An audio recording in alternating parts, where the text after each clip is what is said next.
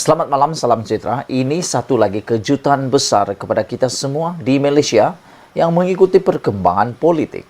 Muhyiddin sekali lagi didakwa terima hasil aktiviti haram RM 5 juta. Saya sangka semua pertuduhan sudah selesai. Saya ingat semua perkara sudah selesai. Namun demikian, kita sangka hujan di tengah hari rupanya sampai ke petang. Hari ini, tepat pukul 8.57 pagi sebentar tadi dilaporkan, Muhyiddin didakwa terima hasil aktiviti haram RM 5 juta. Wow, ini memang luar biasa. Bekas Perdana Menteri Muhyiddin Yassin sekali lagi didakwa atas pertuduhan pengubahan wang haram melibatkan RM 5 juta berkaitan dengan program Jana Wibawa. Presiden Bersatu dan Pengerusi Perikatan Nasional PN itu yang memakai sut serba hitam didakwa semasa prosiding di hadapan Hakim Mahkamah Session Shah Alam Rozila Saleh pagi tadi.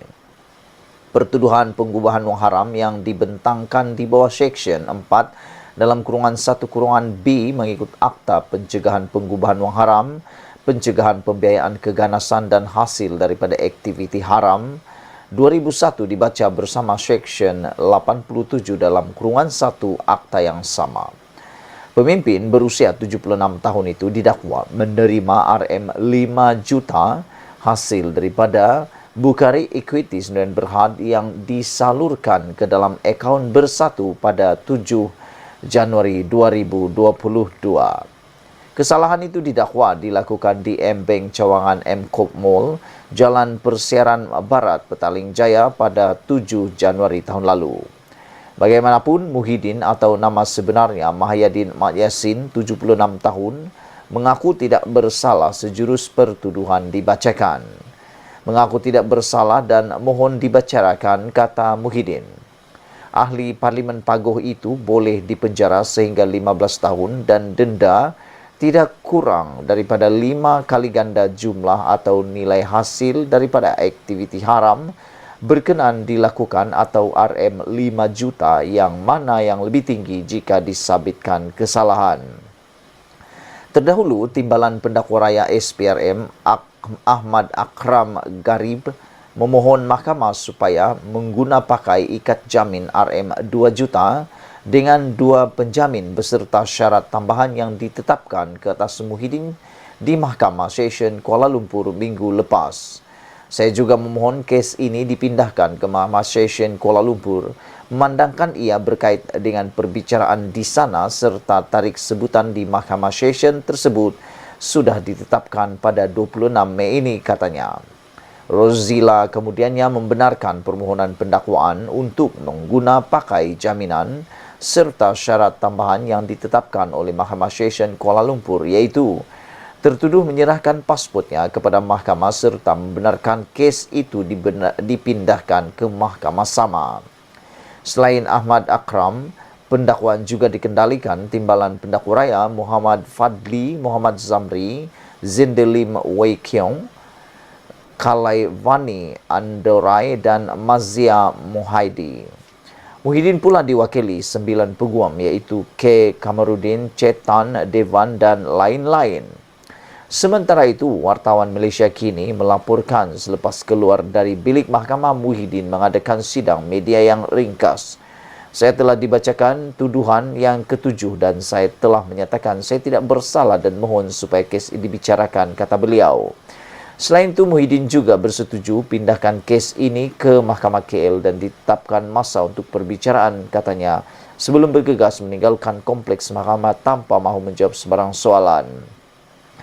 Presiden Bersatu itu tiba di kompleks Mahkamah Sultan Salahuddin Abdul Aziz Shah di Shah Alam pada kira-kira pukul 8.20 pagi dengan ditemani istrinya serta beberapa pemimpin parti, antaranya ialah Ahmad Faizal Azumur, Ronald Kendi dan Muhammad Razzi Jidin. Pada 10 Mac lalu, Muhyiddin, 75 tahun, dihadapkan di Mahkamah Session Kuala Lumpur atas 6 pertuduhan berkaitan wang dalam akaun Bersatu. Dia mengaku tidak bersalah atas 4 pertuduhan sebagai Perdana Menteri dan Presiden Bersatu telah menggunakan kedudukannya untuk menerima suapan berjumlah RM232,5 juta dan dua pertuduhan sebagai Presiden Bersatu telah menerima wang hasil dari aktiviti haram berjumlah RM195 juta. Hakim Azura Alwi kemudian membebaskan Muhyiddin dengan jaminan sebanyak RM2 juta bersama dua orang penjamin serta diperintah menyerahkan pasport antarabangsanya. Sekian dulu untuk kali ini, ikuti terus ulasan selepas ini. Selamat malam, salam sejahtera. Terima kasih karena bersama dengan saya di Nazilin Unity Channel. Akhirnya, satu lagi rahasia didedahkan oleh SPRM berkaitan siapa Datuk Roy yang dicari-cari selama ini dikaitkan dengan siasatan kes Jana Wibawa. Sebelum kita teruskan ulasan kali ini, tolong tinggalkan komen Anda, tekan butang subscribe. Hari ini, SPRM akhirnya mendedahkan identiti sebenar Datuk Roy. Muhammad Husin Muhammad Nasir atau Datuk Roy didakwa menjadi perancang utama kes rasuah program Jana Wibawa. SPRM atau Suruhanjaya Pencegahan Rasuah Malaysia SPRM sedang mengesan seorang lelaki, Muhammad Husin Muhammad Nasir atau digelar sebagai Datuk Roy, bagi membantu siasatan agensi anti rasuah itu. SPRM dalam kenyataan berkata lelaki berusia 54 tahun itu beralamat terakhir di RRM Semambu, Kuantan, Pahang. Mereka yang mengenali atau mempunyai maklumat lelaki itu diminta menghubungi pegawai penyiasat Muhammad Ashraf Mustafa di talian yang tertera. Semalam FMT melaporkan seorang lelaki berusia 50-an yang dikenali sebagai Datuk Roy dicari oleh SPRM kerana didakwa menjadi perancang utama kes rasuah yang berkaitan dengan siasatan badan anti rasuah ke atas program Jana Wibawa. Difahamkan lelaki itu pernah dipenjarakan kerana kesalahan rasuah sebelum ini. Program Jana Wibawa diperkenalkan pada November 2020 oleh Kerajaan Muhyiddin Yassin sebagai inisiatif rancangan COVID-19 untuk membantu kontraktor Bumi Putra. Ia menjadi kontroversi selepas Perdana Menteri Anwar Ibrahim mendedahkan kos yang terlibat dalam beberapa projek diberikan adalah terlalu tinggi dan beberapa juga tidak melalui proses tender. Muhyiddin didakwa atas tuduhan salah guna kuasa dan pengubahan wang haram. Bulan lalu, dua lagi ahli Bersatu didakwa menerima rasuah berhubung Jana Wibawa. Mereka ialah ahli Parlimen Tasik Gelugur Wan Saiful Wan Jan dan Timbalan Ketua Bersatu Segambut Adam Radlan Adam Muhammad. Saudara-saudara sekalian, mengimbau perkara-perkara seperti ini apabila orang-orang tertentu perancang utama untuk kes-kes besar seperti ini dicari SPRM, akhirnya kita mengingat kesamaan dengan kes 1MDB yang mana perancang utamanya yaitu Jolo sehingga ke hari ini masih belum ditangkap, masih belum berjaya ditangkap dan masih di dalam pelarian. Menjadi persoalan kita malam ini ialah adakah Datuk Roy ini juga akan menjadi seperti Jolo yang juga menjadi pelarian?